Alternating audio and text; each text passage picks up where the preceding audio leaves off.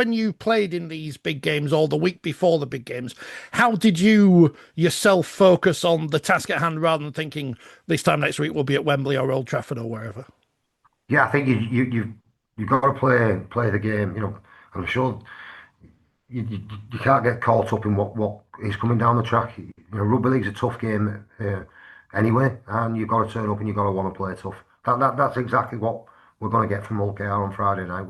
That's not lost on us. The fact that they've got an important final the weekend after is obviously there, but I don't think it will have too much effect on the quality that we see from Hull KR on Friday.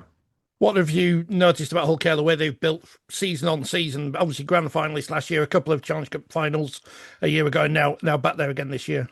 Yeah, you have to give them huge credit as a club because they've grown not only on the field but off the field as well, and building something.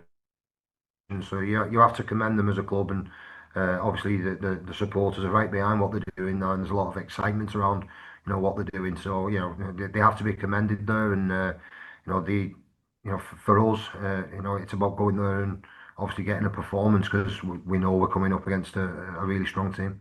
Obviously, back-to-back wins. How much did you enjoy, not the victory necessarily, but the after in the game against Huddersfield, where you introduced Lewis Murphy's partner into the change room? Everyone seemed to love that, especially the rest of his teammates. Yeah, it was excellent. Obviously, you